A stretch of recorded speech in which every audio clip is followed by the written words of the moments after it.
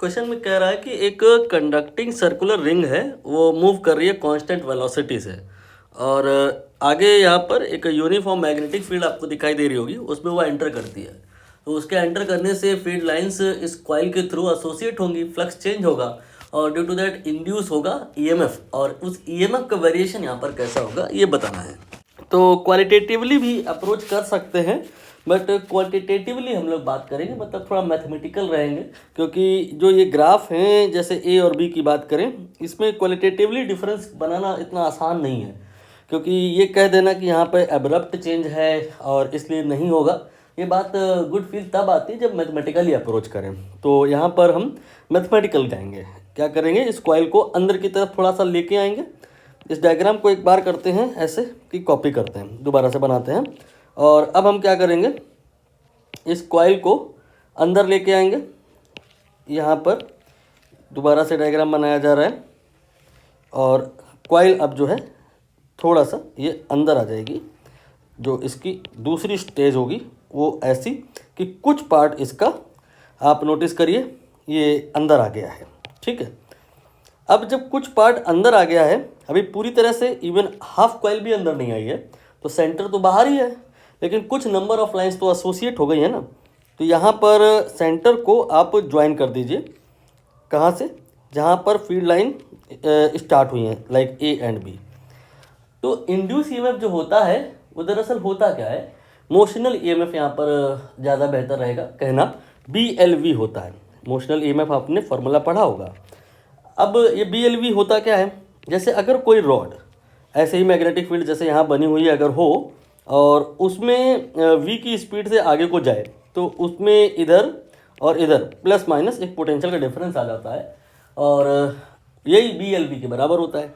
यहाँ पे हमें समझ नहीं आ रहा है कि रॉड वॉड कहाँ है, ये तो कंडक्टिंग रिंग है, तो यहाँ पर इसके इक्विवेलेंट हमें एक रॉड इमेजिन करनी पड़ेगी। ये देखिए मैंने कंडक्टिंग रिंग बनाई, और इस कंडक्टिंग रिंग के दो पॉइंट हमने मेंशन किए जो फील्ड को टच करने लग गए, ए एंड बी। इनको आप ज्वाइन कर दीजिए। जब इनको आप ज्वाइन कर देंगे तो क्या होगा, एक आपको स्ट्रेट वायर जैसा कुछ दिखाई देगा। यही लेंथ आपको इस फॉर्मूले में रखनी होगी, तो कंडक्टिंग रिंग के अंदर इंड्यूस ईएमएफ निकल आएगा। अब ये बताओ, क्या ये जो लेंथ है ए बी की, ये कांस्टेंट है? आपको समझ में आ गया होगा कि जैसे जैसे ये कॉइल अंदर को अप्रोच करेगी वैसे वैसे ये लेंथ बढ़ती जाएगी। जैसे कि अगर हम थोड़ी देर और बाद की बात करें, तो यहाँ पर आपकी हाफ कॉइल अंदर हो गई है, तो ये आपका जो लेंथ है ये तो डायमीटर के बराबर हो जाएगा। और फिर अगर और अंदर कॉइल अप्रोच करे तो अब आपका यहाँ पर लेंथ जो है वो कम होने लग जाएगा। देखिए ध्यान से, अब आपका पॉइंट ए ये है, पॉइंट बी ये है, इनको ज्वाइन करेंगे लेंथ कम हो जाएगा।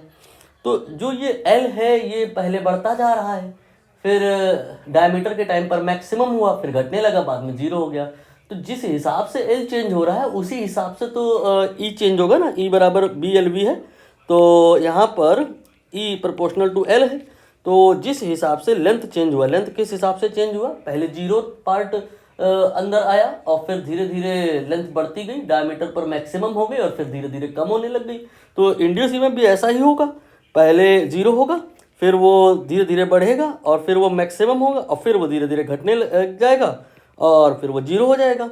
फिर बाद में जब वो एग्जिट कर रही होगी उस पर अभी हम चर्चा कर लेंगे, बट इतने पार्ट के लिए ये बात जो मैंने बताई है तो क्वालिटेटिव भी समझ में आ रही है, मैथमेटिकली कहानी कैसी डील करी जाएगी।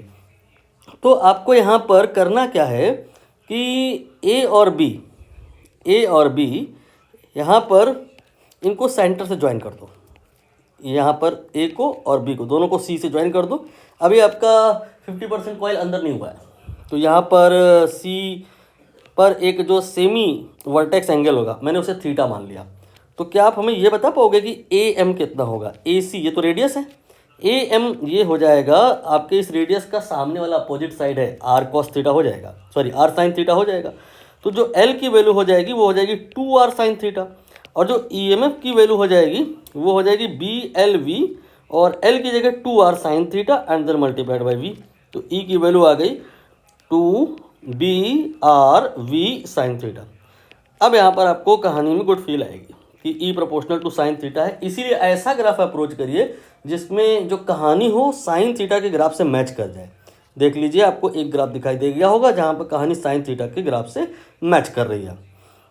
बाकी इसके बाद में, यहाँ के बाद में यहाँ तक की कहानी तो आपको आसानी से समझ में आ गई कि जैसे एक कोई चीज़ है वो पानी में पूरी तरह से डूबी है। अब वो पानी में पूरी तरह से डूबी हुई चीज़ को और डुबो दो तो अमाउंट जो है ना वो चेंज थोड़ा ना कर जाएगा।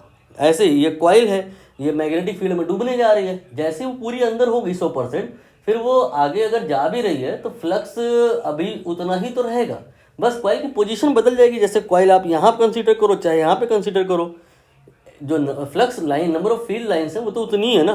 तो जब तक कॉइल का कुछ पार्ट बाहर नहीं निकलना स्टार्ट करेगा तब तक तो फ्लक्स चेंज नहीं हो रहा है, तो फील्ड वो ईएमएफ जीरो होगा। ये वही पार्ट है। इसके बाद में जब आपका ये कॉइल बाहर आने को था तो फिर यहाँ पर जो एल की वैल्यू होगी, आप समझ रहे होगे, वो आपकी चेंज धीरे धीरे बढ़ने लग जाएगी। तो करने की जरूरत नहीं है, बस आपको समझ में आ गया होगा कि एग्जिट के टाइम पे जो वेरिएशन होगा वो इनका जस्ट मिरर इमेज होगा। तो यहाँ पर इसका मिरर इमेज देख लीजिए, यहाँ पर है। ये थोड़ी बेहतर अप्रोच थी। बाकी आप इतनी डिटेल में नहीं भी अप्रोच करते हैं तो ये ग्राफ लगभग ऐसे हैं कि देख के ही तुक्का मार सकते हैं। Guess work, smart guess. Answer इसका ये ऑप्शन।